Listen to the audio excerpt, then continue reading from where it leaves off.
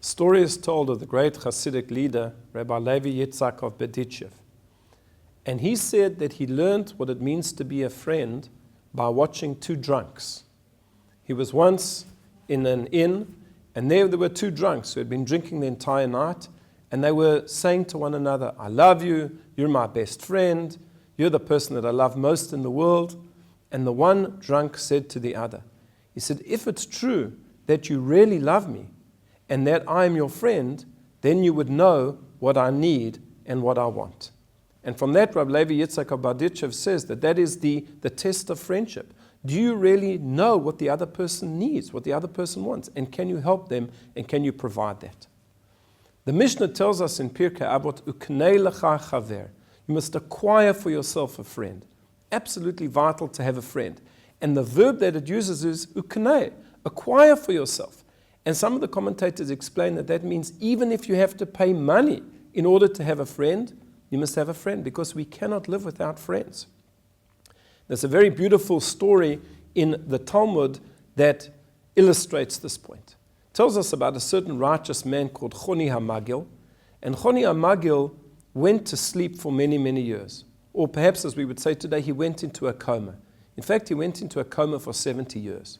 And at the end of these 70 years, he awoke, and it was a completely different world. Everything had changed. He went to the Beit Midrash, he went to the place that he had studied when he was younger, before he went into the coma, and he asked if anybody was there that he knew, and they said no, they had all passed on. Everybody was gone. Even his children had passed on, and only his grandchildren were there, and they didn't really know him. And he became incredibly depressed and upset, and he actually prayed to God to take him. And the words that he used were, or chavruta or mituta. Either one has friends or death. You cannot live without friends. That's how important it is. The question is, what type of friends should a person look for? What type of friendship should we create? And there's an interesting hint to, or an answer to this question in our parsha. Parsha Terumah describes the Mishkan, the tabernacle, which was the first temple ever built by the Jewish people. And it describes everything in very, very great detail. Everything is given exact measures. And let's focus for a moment on two pieces of furnishing that were in the Mishkan. The one was the Aron HaKodesh, the Holy Ark, that contained within itself the tablets of the law. The other one was the table. And the table was a very beautiful wooden table overlaid in gold, upon which were placed the 12 loaves every Shabbat. And that represented royalty and honor. Now, if we look at those two pieces of furnishing, their measurements are quite different. In the case of the Aron HaKodesh, the Ark, all of the measurements are broken.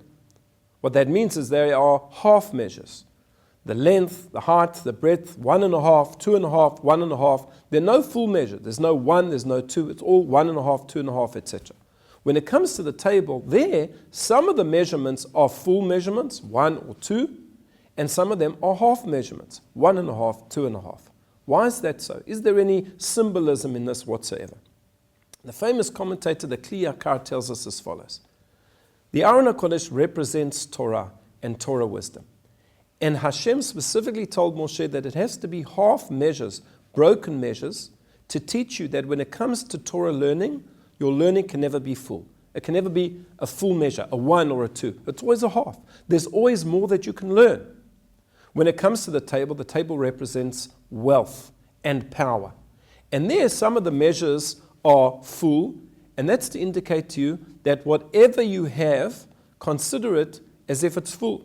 Ezehu asher hasameach bechelko. It says in Pirkei Avot, who is the wealthy person? A person is happy with their lot. So view whatever you've got as a full measure, not as a half measure. That's why some of the measures, the measurements of the table were full measures, but some of them were half measures. And that was to tell you, never try to fill all of your desires. Because when you try to do that, you'll never do it. King Solomon says in Kohelet, or the Midrash says in Kohelet, that a person who has 1 wants 2. A person who has 100 wants 200. A person who has 200 wants 400. You can never fill all of your desires. So therefore, some of the measurements were broken to tell you that you can never really fill it up. And the Kli Yakar says this tells us something about friends and friendship. When it comes to looking for friends, when it comes to wisdom, look for friends who are above you. friends who are wiser than you, friends who have more Torah learning than you, because this will encourage you and motivate you to higher standards. As the Talmud says, kinat sofrim tarbe chochma, that envy amongst sages increases wisdom. I want to be as wise as that person. I want to learn as much of the Talmud as he knows. And this will motivate me. But if I have friends who know very little, that's certainly not going to motivate me, and certainly if I know more than they. So when it comes to friendship of wisdom, look for people above you. But when it comes to friendship of wealth, look for people who are below you.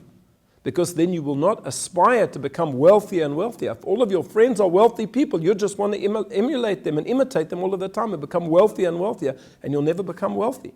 So therefore, we have to look at the table. 1.5 measures. We must have friends who, when it comes to wealth, are less than us, so that we will not be motivated to always just gain wealth all of the time. So just from the measurements of these two furnishings in the Mishkan, we can learn an important lesson about friendship. Don't look for friends who are less wise than you, and don't look for friends who are wealthier than you. Look for a friend who is wiser, and look for a friend who is poorer. I wish you a Shabbat Shalom.